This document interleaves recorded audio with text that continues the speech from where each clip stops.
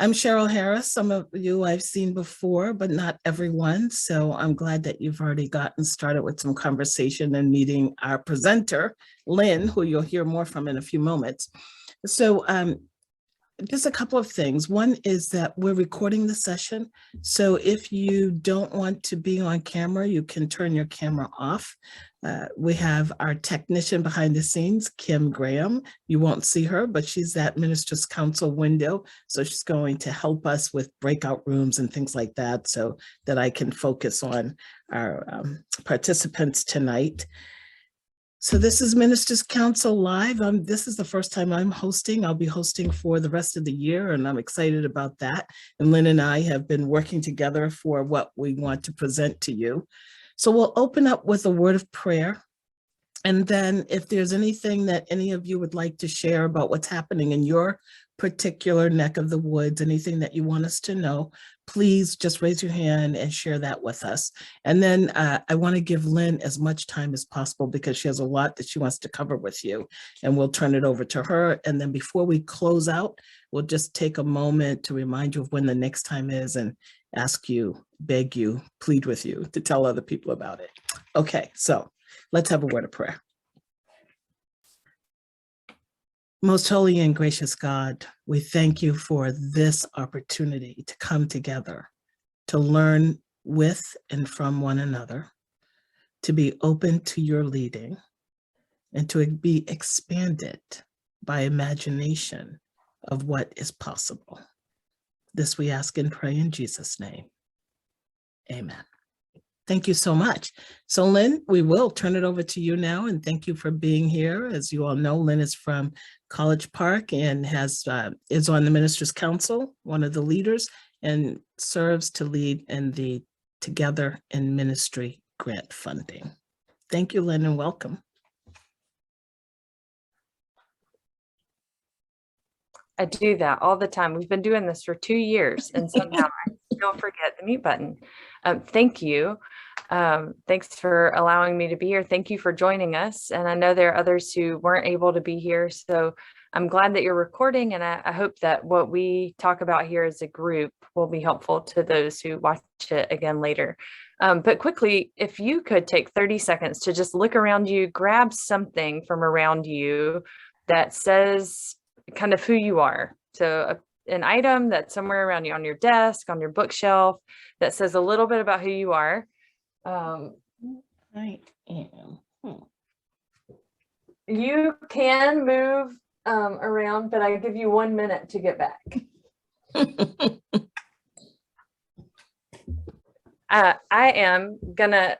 Everyone's gonna share. And so I see that everyone at least has their video on, which means you're willing to be vulnerable here with these folks enough to show yourselves on camera.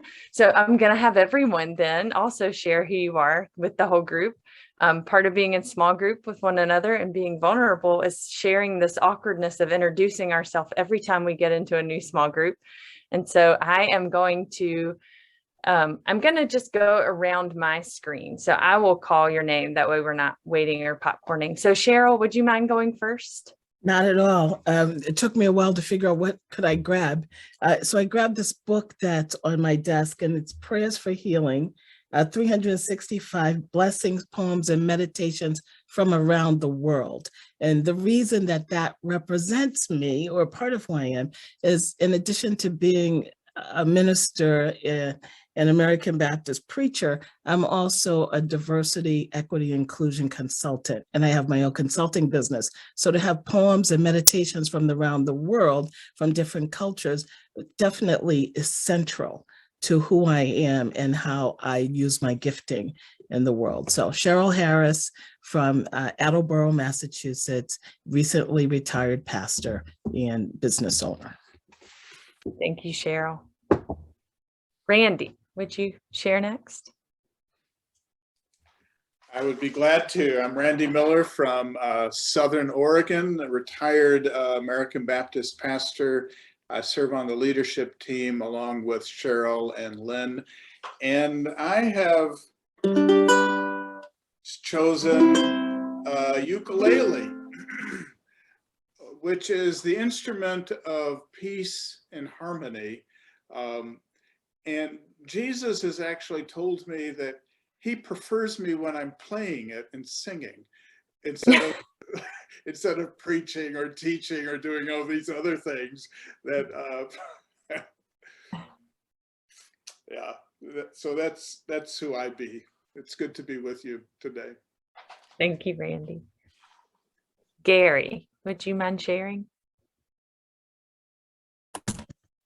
I have a kind of an art piece. It's a brass on a marble stand of a little ship with a sail, and it's a poem on it about setting sail for ministry, the road of ministry. So my wife and I are both ordained, and so it's just been I don't remember whether it was a gift to me or to her or to us at our wedding. I don't even remember where it came from, but it's just something we keep here on our home office shelf to remind us both of the road of ministry that we travel together.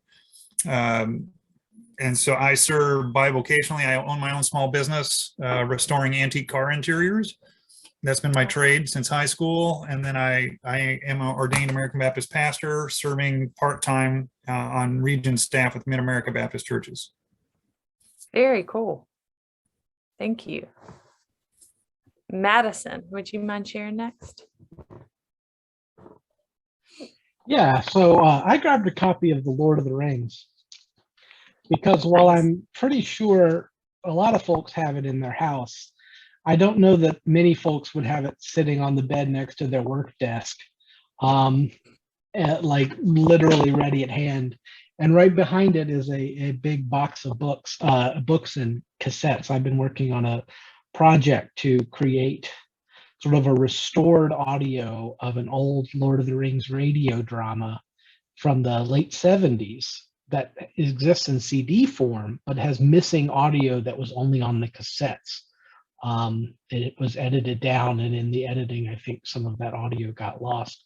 So I've been trying to restore it, and I love the Lord of the Rings. I'm always doing little projects related to sort of the esoterica of Tolkien stuff. And I picked that because, like I said, it was right at hand, and it represented something I've been working on since I found the cassettes in a back corner of my parents' home over the Christmas holidays and started listening to the CDs and was like, wait, these are wrong. These are different. And so I've been working on fixing it. Nice. Nice. Thank you. Jason, would you mind sharing? All right, Madison, I have the fellowship on my bedside table. So it's a small world.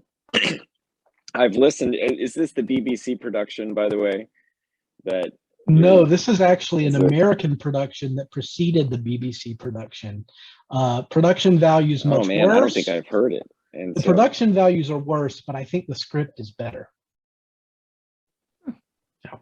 We'll talk offline. So when you publish this and it comes on, there we go. Be some Reddit going on here. All right.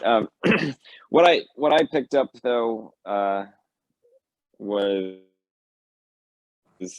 I got a Lister Lego that my son, who is 4, and I built, and it just seemed relevant to me in my life. I had a good friend in school who spent a lot of time in Japan and told me that when he would talk to his Japanese students or fellow teachers, and he'd ask them about themselves, they'd always start by talking about family members.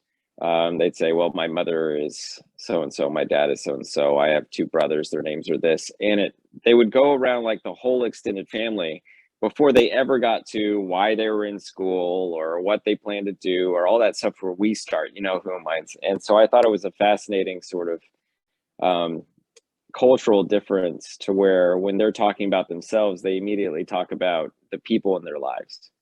And so I've been trying when asked, about yourself to kind of start with somebody in my life. Does that make sense? And so my son, Marty, loves to play Legos. And so we play Legos together. There we have it. That's great. I am actually though I knew this question was coming, I'm sitting in my sister's room. And so there wasn't a lot around me, except that I happened to look up and see that she has my lava lamp from high school in here.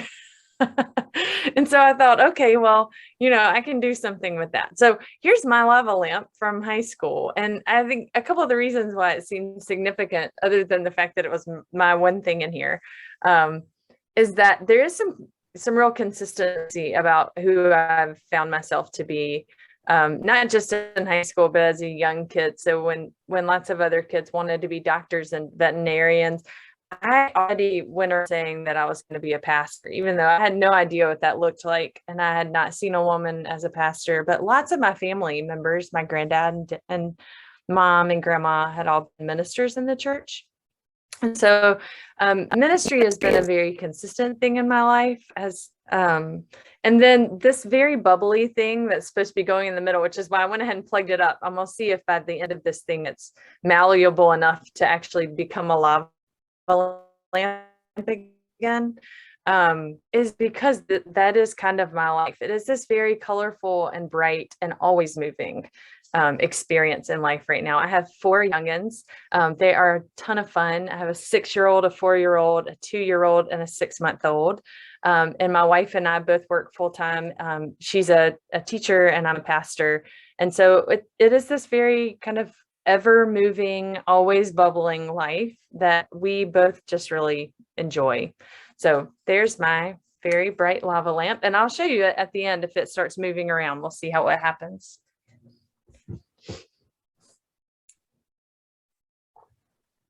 This is a picture of one of the larger islands of the Azores, which is off of the coast of Portugal. And it's, so St. Michael is the island. And the picture that you're looking at is an area that's called Ribeira Grande. And the picture is one that my cousin gave to me. Actually, on the day of my mother's funeral. It was, my cousin had been there and knew that my mother and I had been there a bit before.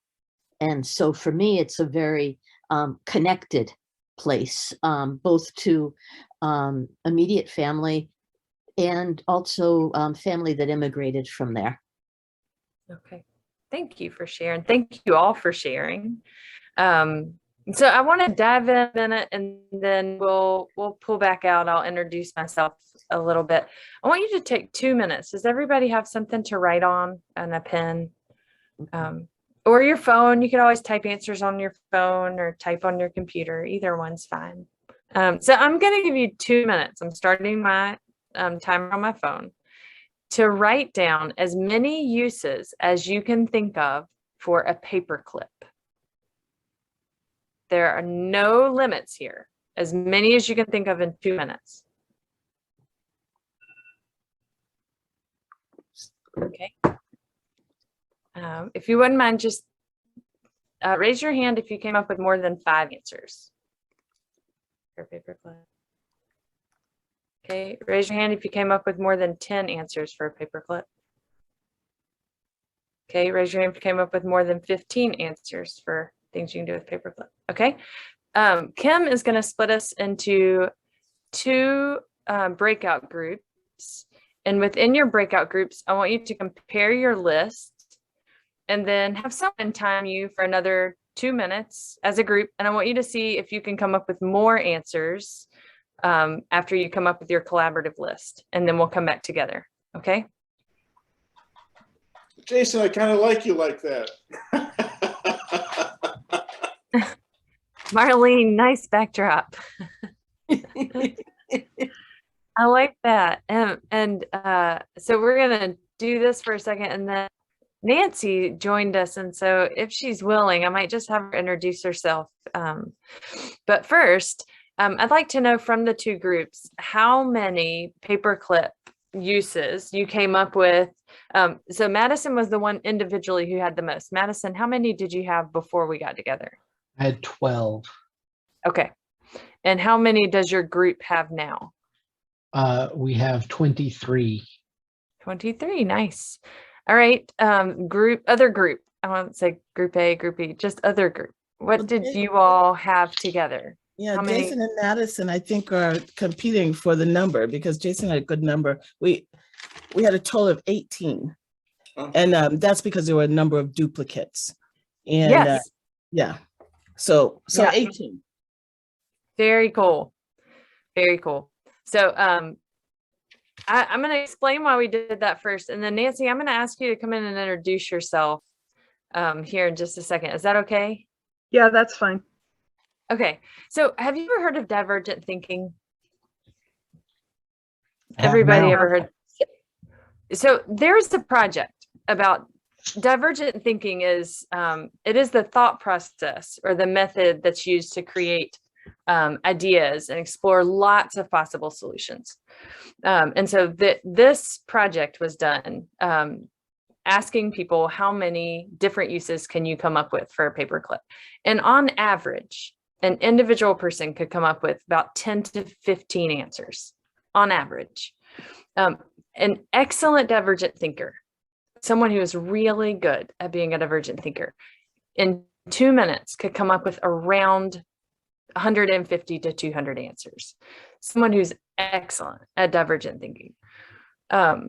So the research tells us that when we are younger, of course, like your son, Jason, your 4-year-old, that we are better at divergent thinking than we are as we get older.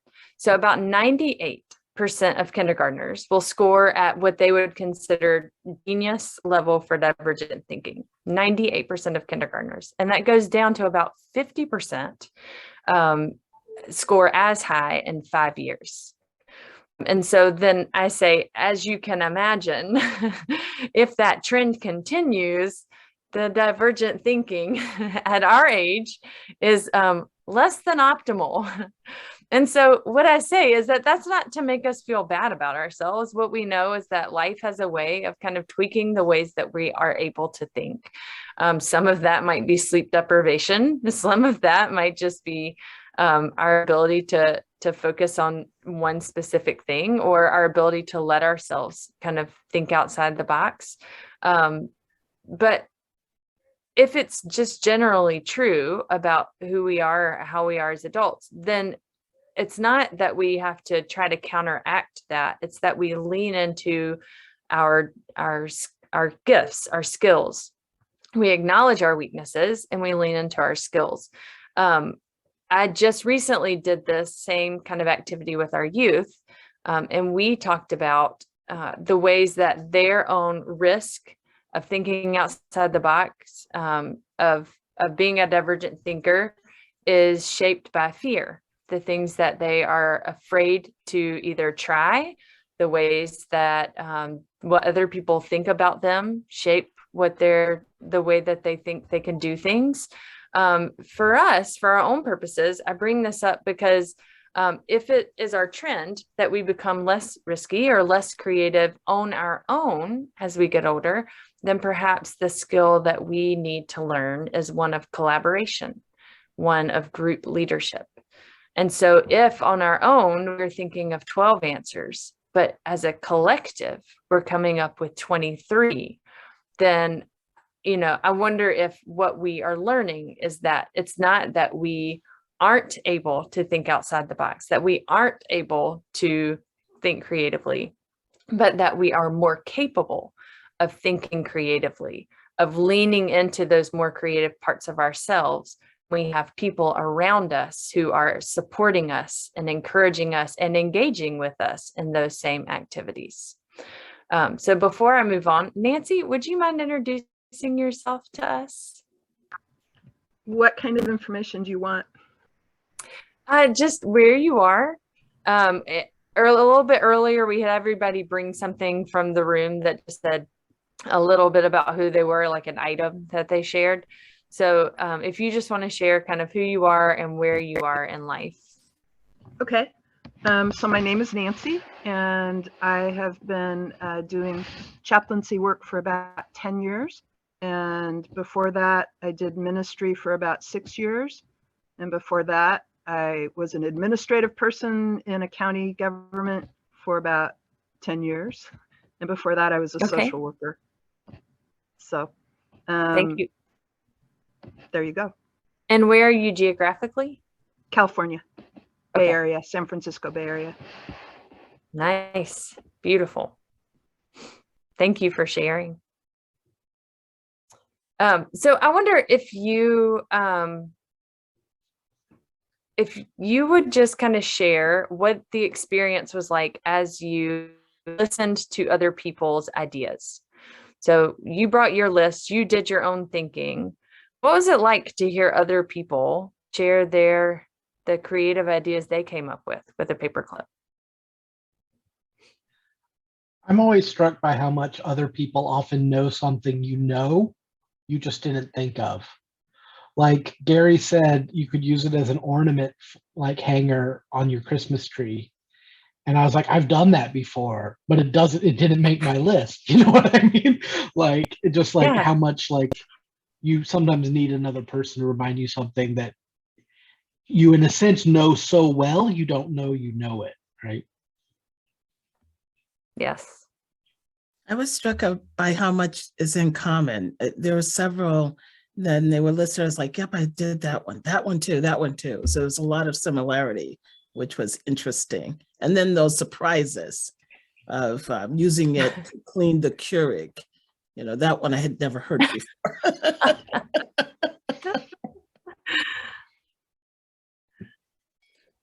I found as we were listening that new ideas even began to surface.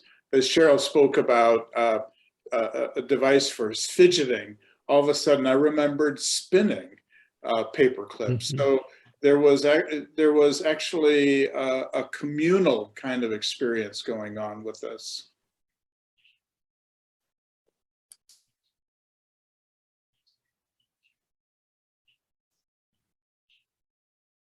Yeah. I found that there's a lot of energy. You know, I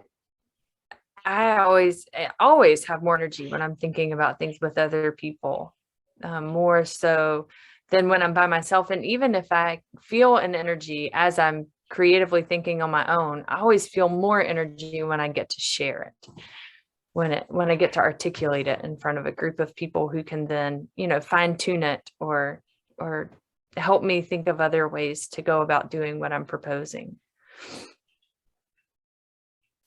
really Have any like- of you read the book Culture?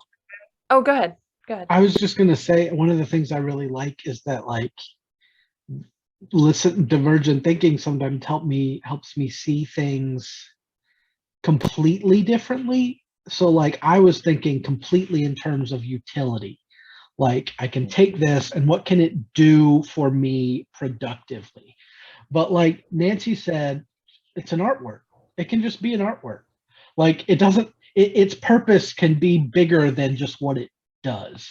Which is definitely like of all the things I would think I wouldn't have ever stopped because it can just be itself. And then Gary said it could be a paperclip. Like it doesn't have to be anything more than that. That's actually a use that it serves. And just ways in which I wouldn't have stopped to kind of rethink and reframe the question. Yeah.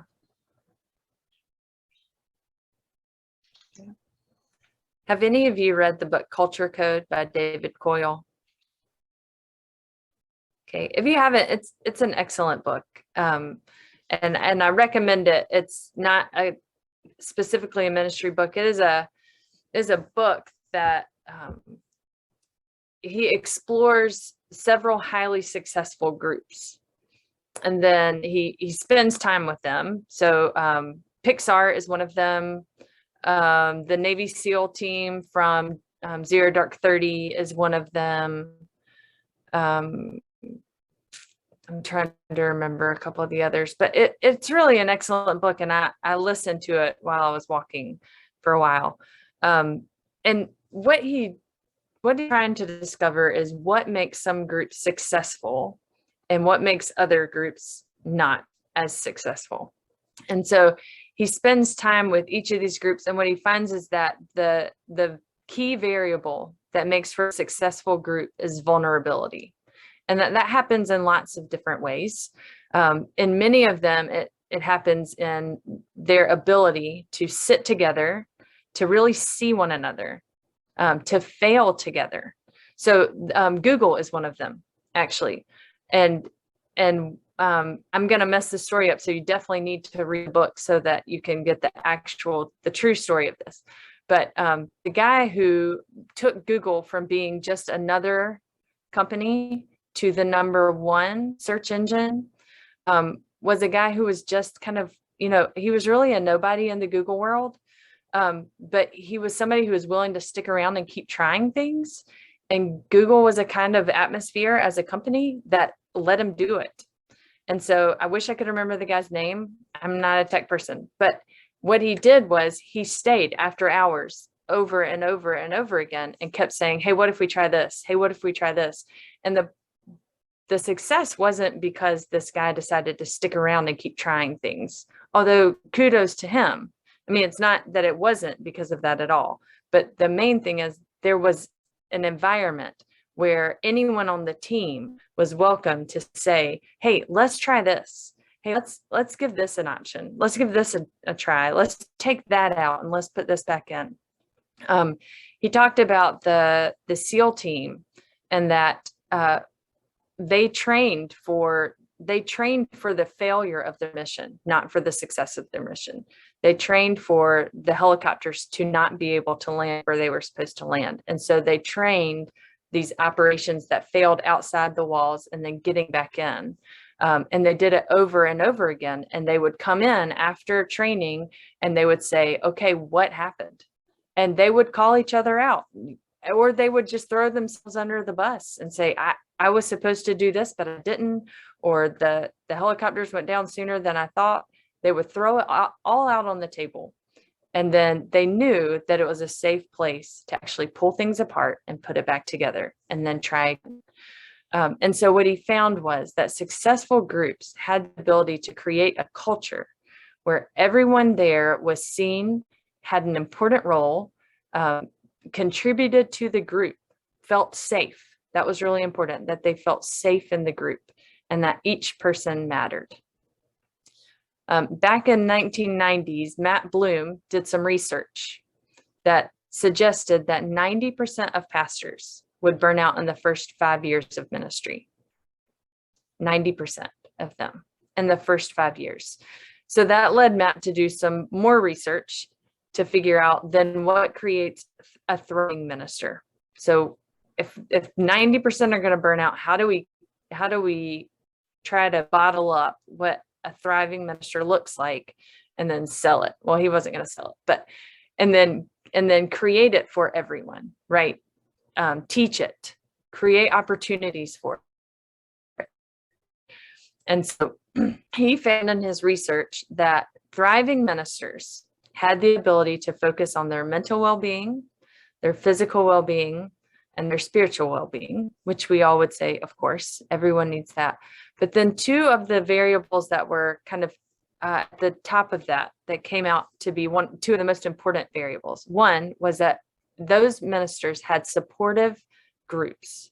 Those could be your colleagues, but they didn't have to be your colleagues, but they had to be in some kind of small group environment where they could thrive. And that they had places, again, did not have to be the place where they worked, although it helped if it was, had places where they could be fully known and fully seen and authentic. That these were really key for ministers, for thriving ministers, that they could be authentic to who they were in some part of their life, because I think lots of ministers feel like they can't, and that they had supportive groups where they could completely be themselves and bring all of who they were. And so that led to this Thriving in Ministry grant program that Lily funded, and a real focus on how do we create opportunities for ministers to thrive. And many of them began doing some kind of supportive group program, whether that was a residency that led to cohorts or something like what Ministers Council began to do. So that's what this program came from. This program came from Matt Bloom's research And that first round of Lily funds that said, we want you to do something that will provide opportunities for ministers to thrive. And so Ministers Council created a fund for small groups, for ministers to create small groups and to be supported in whatever way that they needed for these small groups to continue to meet, to thrive as a group together, and to meet each other's needs, spiritual, physical, emotional, mental well-being. So we believe we do this, we continue to do this actually, because we believe that these small groups are not in themselves the only way to create thriving ministers, but we believe that what's happening within these small groups, so that you're able to meet, that you're able to experience what it means to be authentic before other people, within a group of other people, that then you not only know what thriving ministry looks like within this circle, but then you are more likely to take that back into your congregations and have the ability, or congregations, or wherever it is that you work. So if you're a chaplain within that group, take it back into your workspace to create a culture then that also can lend more toward thriving ministry. So we are going to do a little bit of divergent thinking here in just a minute. But first, I wanted us to, there's a passage in Romans 12 that I'm going to read, if that's okay. And then I just want to get some of your feedback. So where do you hear in this passage the benefits of small group or community, the ways that you imagine small group feeds us, and the way that you imagine Christian community was intended to be carried together? So I'm going to read this passage, and then if we can just process it together. So this is Romans 12 from the Common English Bible. So, brothers and sisters, because of God's mercies, I encourage you to present your bodies as a living sacrifice that is holy and pleasing to God. This is your appropriate priestly service. Don't be conformed to the patterns of the world, but be transformed by the renewing of your minds so that you can figure out what God's will is for you. Because of the grace of that God gave me, I can say to each one of you, don't think of yourself more highly than you ought to think. Instead, be reasonable, since God has measured out a portion of faith to each one of you. We have many parts in one body, but the parts don't all have the same function. In the same way, though there are many of us, we are one, and individually we belong to each other. We have different gifts that are consistent with God's grace that has been given to us. If your gift is prophecy, then you should prophesy. If your gift is service, devote yourself in serving. If your gift is teaching, devote yourself to teaching. If your gift is encouragement, devote yourself to encouraging. The one giving should do it with no strings attached. The leader should lead with passion, and the one showing mercy should be careful. Love should be shown without pretending. Hate evil and hold on to what is good. Love each other like the members of your own family. Be the best at showing honor to one another. Don't hesitate to be enthusiastic. Be on fire in the spirit as you serve the Lord. Be happy in your hope. Stand your ground when you're in trouble and devote yourselves to prayer. Contribute to the needs of God's people and welcome strangers into your home. Bless people who harass you. Bless and don't curse them. Be happy with those who are happy and cry with those who are crying. Consider everyone as equal. Don't think that you are better than anyone else. Instead, associate with people who have no status. Don't think that you're so smart. Don't pay back anyone their evil actions for evil actions, but show respect for what everyone else believes is good. If possible, to the best of your ability, live at peace with all people. Don't try to revenge for yourselves, my dear friends, but leave room for God. For it is written that wrath belongs to God and it will be paid back, the Lord says. Do not be defeated by evil, but defeat evil with good. So we probably have about 1 minute, Lynn, for people to share before you show the form so that we can honor our commitment of time. Yes. So it's kind of like the Romans version of the Beatitudes is what I call that. So where are there pieces in there that speak to you about community or small group or authenticity?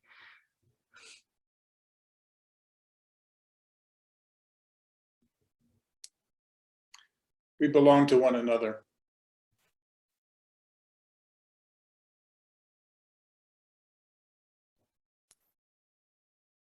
I think it made a case for your divergent thinking when it talked about each person having a separate gift and how it was important to be able to use those gifts together. Yes.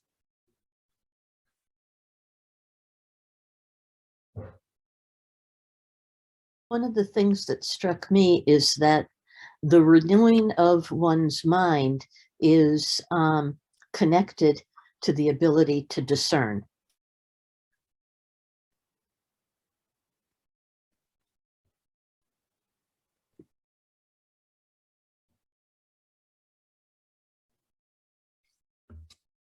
Yes.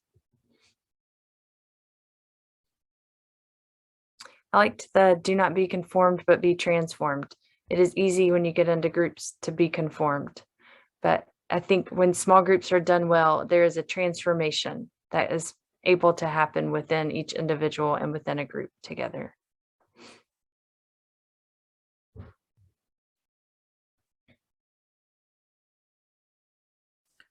I love how renewing your mind is a constant practice. It's not stagnant, that we're constantly taking in something new. And we're encouraged to do so. Yes. So Lynn, I know that you have way more that you can share with No, us. that's okay. This is so rich. That's okay. So what I want to do first, how many of you are already in a small group? Okay. So the divergent thinking that I was going to do with you, that I'm going to encourage you to do with your small group is, what could you do with $500? So our ministry grants for Together in Ministry small groups is a grant of up to $500. And what we want you to do with this is to use it in whatever way your group needs, for some kind of programming that will support your spiritual need this year, your mental well-being, your physical well-being. So we have groups who have done retreats and part of the money pays for their leader to come. We have groups who have, done a book read and this pays for the purchase of their books. We have groups who have gotten together in person. It pays for their meal. It pays for them to, spend some time at a beach house. It'll, it only goes up to 500, but it can help cover the expense of a time when your group can be together in a way that is meaningful and that supports what you're needing. What Kim has just put in front of you is our new application. And so it used to be a PDF download. You can now find this on the Ministers Council website. I believe it's under collegiality, and then you'll see Together in Ministry. Or maybe it's under resources and collegiality, Together in Ministry, but those two words are there. And then when you go to the Together in Ministry page, the application runs on the left-hand side. You can click, it'll say click here to apply, and it takes you to this Google form. And so you'll see what we need from you, or what you will fill out, the names of the people in the group, who your contact person is, what you would like to do with the money, what you all do as a group, and then your willingness maybe to participate in some webinars. So perhaps we need, we're going to do a group that wants to talk about best practices in small groups. So maybe we'll invite you to come and be part of that.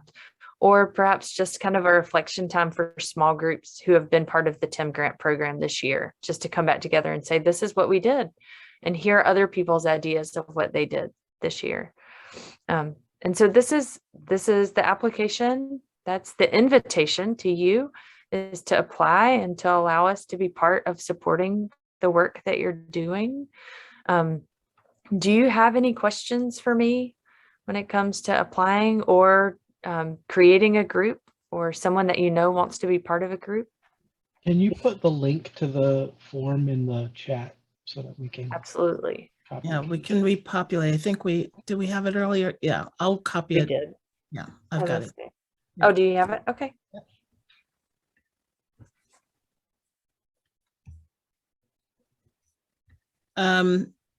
So any other questions for Lynn before I ask Randy to pray for us? I want to remind folks that the next time MC Live occurs is third Thursday, which would put us on February 17.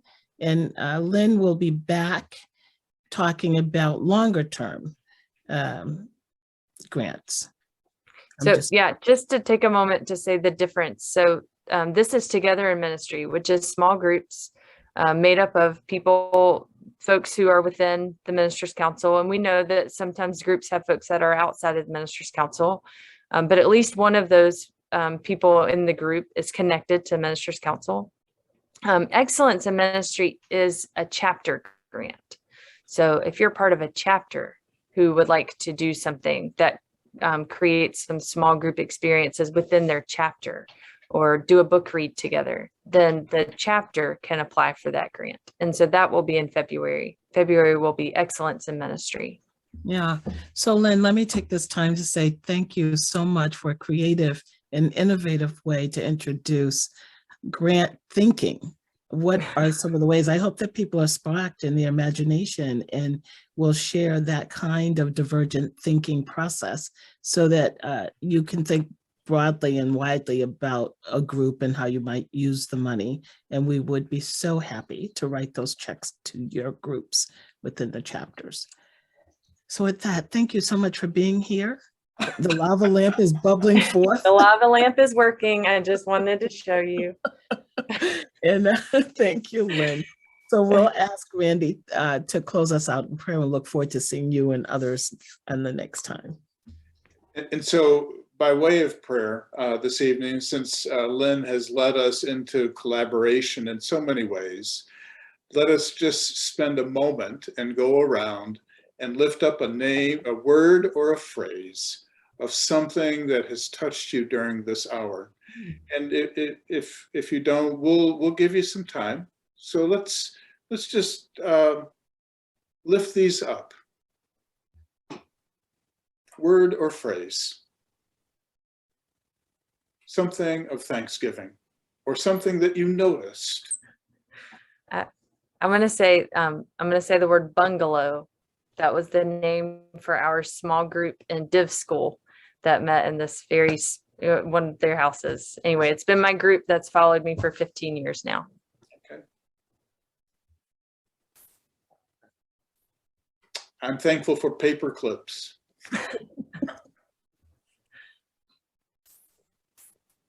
I'm thankful for the creative way to enter into this conversation, that it wasn't linear. And I really love that we really sort of approached it from a very different perspective, which opens up new ways of thinking. I suspect, I don't know for sure, but I may be the sole unordained person in the group. I hear things like 90% of ministers are going to burn out, and I'm just like, ugh. And so like I raise both that immediate reaction as one that I had, and also gratitude just to see all these faces here of folks who are thinking about that as clearly and carefully as they can together. Yeah.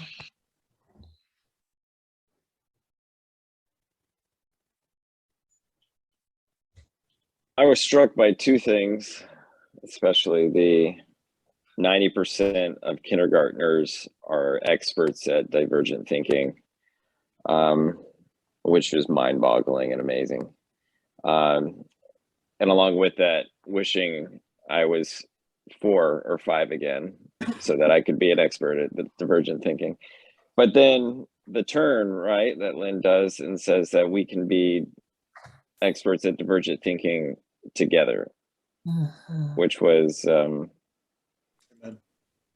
helpful. Yeah.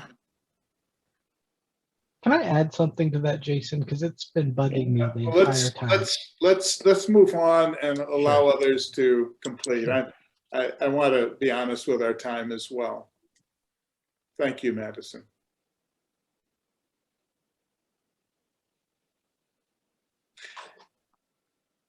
I would add that I was shocked to hear how many things divergent thinkers came up with and embarrassed to realize I'm not very divergent at the moment, but I will aim to be a little more in the future. And collaboration is a good thing. Amen.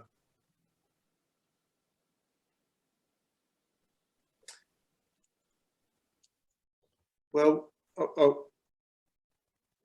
Marlene? What came across to me was space. That tonight there was space left to think, to share. It was just a very welcoming place. Yeah.